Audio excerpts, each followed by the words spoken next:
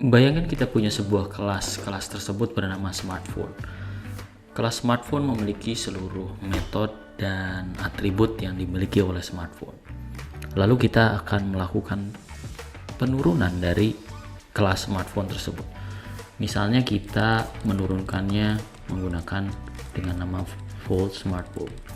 Saya mengatakan menurunkan, artinya semua kemampuan yang ada di smartphone itu diturunkan di satu kelas baru yang namanya Fold Smartphone. Artinya seluruh kemampuan smartphone ditambah spesifik kemampuan Fold Smartphone, hasilnya adalah Fold Smartphone. Konsep seperti ini kita namakan dengan penurunan, ya, atau beberapa orang mengatakannya inheritance atau pewarisan.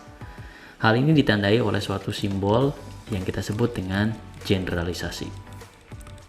Nah, di video kali ini kita akan membahas mengenai bagaimana konsep inheritance di C++ dan Visual Studio Code.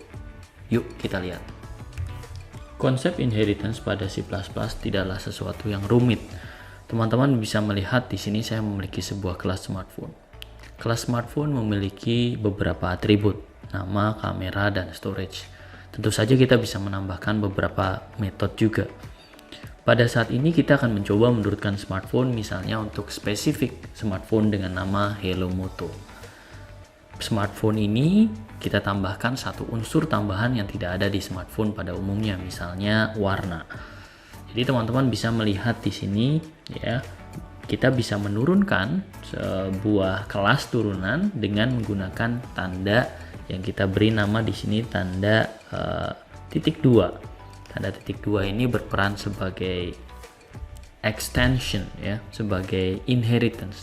Kalau kata kuncinya kita akan sebut inherit sebuah kelas yang namanya smartphone.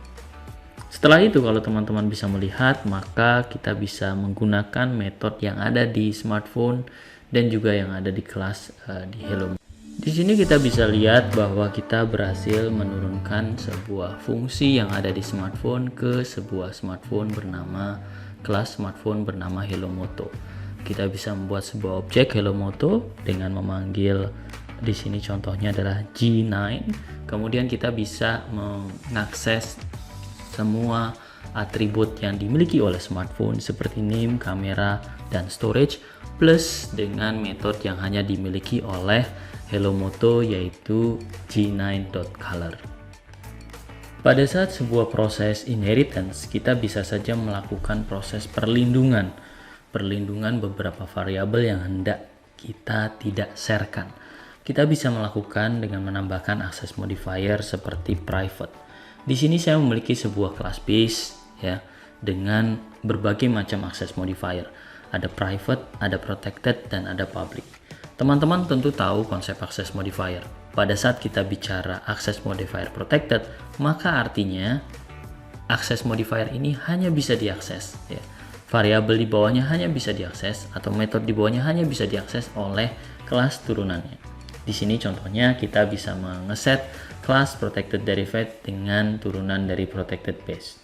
Teman-teman bisa melihat di sini ada fungsi yang sifatnya public yang pasti diturunkan, ada fungsi yang protected hanya bisa diakses oleh turunannya ya, dan ada fungsi private yang tidak bisa diakses oleh siapa-siapa kecuali kelas itu sendiri. Kita bisa melakukannya dengan melakukan penurunan, kemudian kita tambahkan kata kunci protected untuk meyakinkan bahwa kelas protected tersebut diturunkan. Sekarang kita bisa melihat rekan-rekan bahwa kita bisa saja mengakses protected member dari base dengan menggunakan variabelnya secara langsung karena protected derivative adalah turunan dari sebuah kelas base. Selain itu kita juga bisa mengakses public member dari base. Contohnya di sini ada sebuah atribut atau variabel dengan nama pub. Tetapi untuk yang private-nya tetap tidak bisa diakses. Pada saat kita membuat sebuah kelas turunan, maka kita juga bisa mengikuti bagaimana kelas induk tersebut menyusun sebuah konstruktor. Teman-teman pasti tahu apa itu konstruktor. Konstruktor adalah sebuah metode yang namanya sama dengan kelas dan dipanggil pertama kali pada saat kelas tersebut dibuat atau objek tersebut dibuat. Contohnya di sini kita memiliki sebuah kelas B. Kelas B ini merupakan turunan dari kelas A. Pada saat kita memanggil sebuah konstruktor, maka yang kita lakukan adalah kita memanggil dengan B dalam kurung, kemudian kita beri kurung kurawal. Itu adalah konstruktor. Lalu bagaimana kalau kita hendak melakukan pemanggilan konstruktor untuk kelas yang sama gitu ya? Secara otomatis kedua kelas yang berurutan akan dipanggil bersamaan mengikuti urutan inheritance-nya. Kita akan mencoba melihat bagaimana kelas ini dipanggil pada saat objek B ini dibuat. Kita bisa memilih kelas tersebut, kemudian kita memiliki run, dan kita akan memilih start debugging.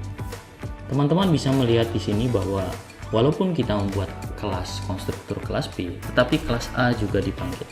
Hal ini dikarenakan kelas B adalah turunan dari kelas A. Dan konsep terakhir pada inheritance adalah multiple inheritance.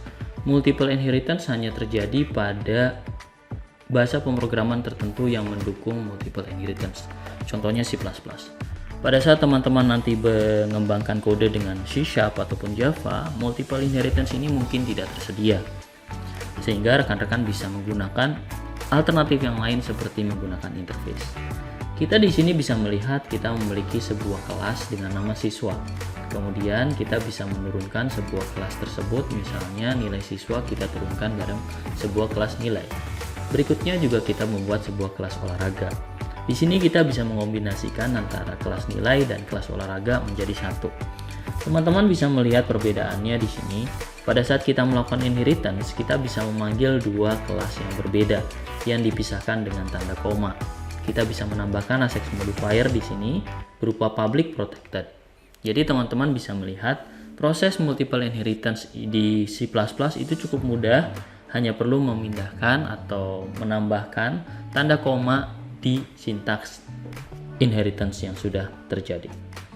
Demikian untuk sesi kali ini, teman-teman sudah mempelajari berbagai macam konsep mulai dari single inheritance, protected inheritance, constructor inheritance, dan juga multiple inheritance di C++. Sampai jumpa di video selanjutnya.